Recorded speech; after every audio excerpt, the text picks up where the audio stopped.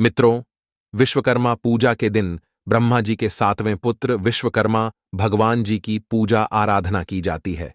मित्रों, आज के इस वीडियो में हम विश्वकर्मा पूजा की एक महान कथा का अवलोकन कराने वाले हैं। मित्रों, पुराणों की माने तो विश्वकर्मा भगवान सृष्टि के सबसे पहले शिल्पकार और इंजीनियर थे। प्रत्येक वर्ष 17 सितंबर के दिन बड़े ही धूमधाम के साथ विश्वकर्मा भगवान की जयंती मनाई जाती है। इस दिन सभी मनुष्य अपने दैनिक जीवन में उपयोग में आने वाली चीजों की सभी मनुष्य पूजा करते हैं। मित्रों, कहते हैं कि भगवान विश्वकर्मा जी ने ही समस्त देवी देवताओं के लिए तमाम अस्त्र शास्त्र समेत स्वर्गलोक, इंद्रलोक, लंका नगरी, द्वारिका नगरी आदि का निर्माण किया था। पंचांग के अनुसार विश्वकर्मा जयंती इस वर्ष भगवान विश्वकर्मा का पावन दिवस सोमवार को मनाया जाएगा। दृक् पंचांग के अनुसार विश्वकर्मा पूजा का शुभ मुहूर्त सोमवार को शाम 7:53 से शुरू होगा और 17 सितंबर रात तक चलेगा। वैसे तो देवशिल्पी भगवान विश्वकर्मा की पूजा दिन भर ही की जाएगी। मित्रों, चलो अब मैं आप सभी को विश्वकर्मा पूजा की व्रत कथा को सुनता हूं। मित्रों, एक समय की बात है, अनेक आर्षिगण धर्म क्षेत्र में हुआ करते थे और वह सभी धर्म तत्व का ज्ञान रखने वाले कई सारे आर्षि हुआ करते थे। उन सब में सबसे श्रेष्ठ महर्षि सूत जी थे। एक बार महर्षि सूत जी सभी आर्षि से कहने लगे, हमने सर्वव्यापक भगवान विष्णु के अनेक रूप सुने हैं, उनमें से कौन सा रूप सर्वश्रेष्ठ है? हे गुरुदेव, कृपा करके हमें बताएं। इस पर आर्षि सूत जी ने मुनियों से कहा है, महात्मा मुनियों, आपने संसार के कल्याण के लिए सर्वशुभ कार्य करने वाला बड़ा ही सुंदर प्रश्न किया है। अब सूत जी जगत के पलक परम पूज्य भगवान विष्णु के अद्भुत रूप का वर्णन करते हुए कहते हैं कि हे ऋषियों, उस परमात्मा के अनंत रूप हैं। उनके दिव्य रूप के स्मरण मंत्र से ही समस्त मनुष्यों के सभी पाप नष्ट हो जाते हैं। अब सूत जी सभी ऋषियों से कहते हैं कि हे ऋषियों, एक बार क्षीर सागर में माता लक्ष्मी ने भगवान विष्णु से एक बहुत ही सुंदर प्रश्न किया। माता लक्ष्मी भगवान विष्णु से कहने लगी है, हे जगन्नाथ, आपके अनेक रूपों को मनुष्य भक्तियुक्त होकर पृथ्वी पर पूजते रहते हैं। हे प्रभु, क्या आपका ऐसा कोई रूप है जिसकी औजारों के रूप में पूजा की जाती हो, जिसके देवता आप हों? अब इस पर भगवान विष्णु बोले, हे प्रिय, मेरा एक रूप ऐसा भी है जिसकी औजार के रूप में पूजा की जाती है। मैंने ही विश्वकर्मा रूप में कई सारी जगहों का निर्माण किया था। अस्त्र शास्त्र समेत स्वर्गलोक, इंद्रलोक, लंका नगरी, द्वारिका नगरी आदि का निर्माण मेरे इसी रूप के द्वारा किया गया था। हे देवी, मेरे अनेक रूप में यह विश्वकर्मा रूप मुख्य है। यही रूप है जिससे सारी सृष्टि उत्पन्न होती है। इस विश्वकर्मा रूप के अद्भुत रूप का जो क्षण मात्र भी दर्शन करता है, उसके समस्त विघ्न नष्ट हो जाते हैं। अब सूत जी कहते हैं कि हे ऋषियों, इस प्रकार लक्ष्मी जी को अपने दिव्य रूप का वर्णन करके त्रिलोक के भगवान विष्णु चुप हो गए।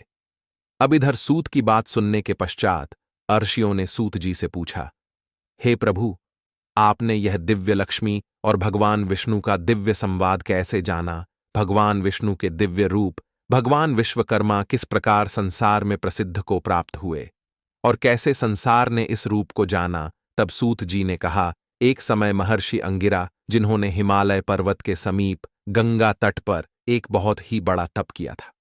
महर्षि अंगिरा गंगा तट के समीप गर्मी, ठंडी, जाड़ा और बरसात सभी ऋतुओं में एक समान रूप से तप करते रहे, परंतु आर्षि अंगिरा का मन सुखी नहीं था। वह गंगा तट पर कभी इधर तो कभी उधर इस प्रकार दौड़ते थे जैसे एक मृग इधर उधर भगता है। तभी आकाशवाणी हुई कि हे तपोधन, तू व्यर्थ ही श्रम करता है। तुझे तो सब पहले से ही मिला हुआ है। तुझमें जो कमी है वह है ज्ञान की। तू व्यर्थ ही तप कर रहा है। तेरी हालत अभी वैसी है जैसे लक्ष्य से कसा हुआ बाण अपने लक्ष्य को भेद नहीं सकता है। वही तेरी गति हो गई है।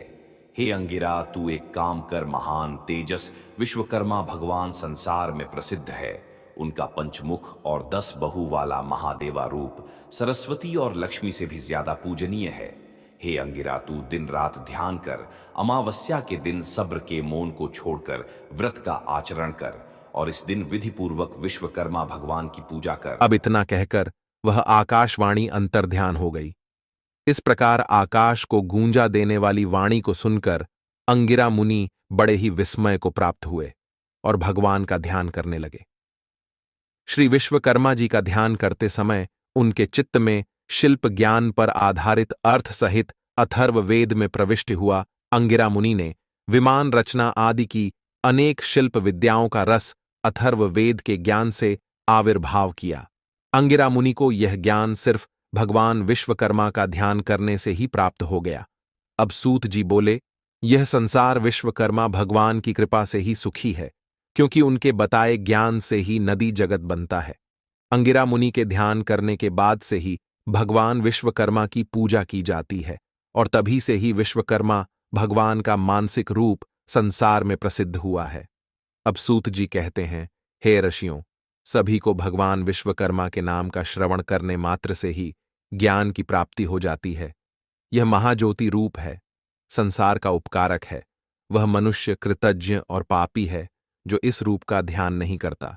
विश्वकर्मा भगवान के चरित्र के बारे में सूत जी से सुनने के पश्चात आर्षियों ने विश्वकर्मा भगवान के दिव्य व्याख्यान को सुनने की इच्छा सूत जी के समक्ष प्रकट की। तब सूत जी ने सभी आर्षियों से कहा कि चलो, मैं तुम्हें भगवान विश्वकर्मा की एक प्राचीन कथा का अवलोकन कराता हूं। अब सूत जी ने कहा कि बहुत समय पहले की बात है, एक महान हिंदू राज्य था जहां एक न्यायप्रिय और दयालु राजा शासन करता था। उस राजा का नाम महाराज विक्रम सिंह था। वह अपनी प्रजा का अत्यधिक ध्यान रखते थे। हर सुबह वह दरबार में बैठते और प्रजा की समस्याओं को सुनते थे और उन्हें तुरंत हल करने का प्रयास करते थे। राजा अपने राज्य में सुख शांति बनाए रखने के लिए हर संभव प्रयास करते थे। उनके शासनकाल में हर कोई खुशहाल और संतुष्ट था। प्रजा उन्हें देवता की तरह पूजती थी। एक दिन राज्य के पड़ोस में एक सुंदर और संस्कारी स्त्री को की सती सावित्री के समान थी। उस गुणवान कन्या का विवाह प्रस्ताव राजा के पास आया। राजा ने उसकी सादगी, धर्मपरायणता और निष्ठा को देखकर उसे अपनी पत्नी बनाने का निर्णय लिया। उसका नाम देवी सुमित्रा था और वह पवित्रता, निष्ठा और सेवा का प्रतिमान थी। विवाह के बाद सुमित्रा ने अपने पति और राज्य की सेवा में स्वयं को समर्पित कर दिया। वह एक आदर्श पत्नी, रानी और प्रजा की मां समान थीं। कुछ वर्षों बाद अचानक राजा विक्रम सिंह एक भयानक रोग से ग्रस्त हो गए। उन्हें कोढ़ हो गया। राजा का शरीर धीरे धीरे खराब होने लगा और उनका शरीर कमजोर होता गया। इस रोग ने न केवल उनके शारीरिक स्वास्थ्य को प्रभावित किया, बल्कि उनका मानसिक और भावनात्मक बल भी कम कर दिया। राज्य के वैद्य और आर्षि मुनि भी उनका इलाज नहीं कर पाए। राजा का आत्मविश्वास डगमगाने लगा और वह स्वयं को असहाय महसूस करने लगे। राज्य की प्रजा भी इस संकट से दुखी हो गई, लेकिन सुमित्रा देवी अपने पति की सेवा में रात दिन लगी रहीं। उन्होंने हार नहीं मानी। उन्होंने संकल्प लिया कि वह अपने पति को ठीक करके ही रहेंगी। एक दिन सपने में उन्हें भगवान विश्वकर्मा के दर्शन हुए।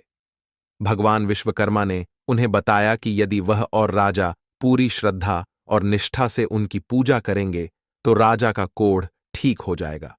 सुमित्रा ने तुरंत राजा से इस बारे में बताया। तब दोनों ने मिलकर भगवान विश्वकर्मा की पूजा का आयोजन किया। पूरे राज्य में भगवान विश्वकर्मा की विशेष पूजा की गई। राजा विक्रम सिंह और रानी सुमित्रा ने व्रत रखा और विधिपूर्वक पूजा अर्चना की। भगवान विश्वकर्मा की कृपा से चमत्कारिक रूप से राजा का कोढ़ धीरे धीरे ठीक होने लगा। कुछ ही दिनों में राजा पूरी तरह स्वस्थ हो गए। राजा विक्रम सिंह ने इस चमत्कारिक घटना के बाद भगवान विश्वकर्मा को धन्यवाद दिया और अपनी प्रजा के साथ एक बड़ा उत्सव मनाया। राजा का स्वास्थ्य लौटने के बाद राज्य में फिर से खुशहाली छा गई। राजा ने अपनी पत्नी सुमित्रा के धैर्य, निष्ठा और सेवा भाव के लिए उन्हें सम्मानित किया और कहा कि उनके बिना यह संभव नहीं था। अब सूत जी सभी ऋषियों से बोले, यह कहानी हमें यह सिखाती है कि सच्ची निष्ठा, प्रेम और सेवा से बड़े संकट को भी पार किया जा सकता है। सुमित्रा ने अपने पति के प्रति अटूट विश्वास और भगवान के प्रति असीम श्रद्धा से असंभव को संभव कर दिखाया। जीवन में चाहे कितनी भी कठिनाइयां आएं, भगवान पर विश्वास और अपनी निष्ठा बनाए रखना ही सच्चा धर्म है। अब सूत जी के समक्ष उपस्थित सभी आर्षि अब महर्षि सूत जी का धन्यवाद करने लगे। मित्रों, आपको विश्वकर्मा पूजा की यह कथा कैसी लगी हमें कमेंट करके अवश्य बताना। साथ ही इस वीडियो को ज्यादा से ज्यादा लोगों को शेयर भी अवश्य करना, ताकि वह भी भगवान विश्वकर्मा, जो कि स्वयं साक्षात भगवान नारायण का अवतार हैं, उनके इस अवतार के बारे में जान सके। बाकी मित्रों, आप सभी लोगों का वीडियो को यहां तक देखने के लिए धन्यवाद।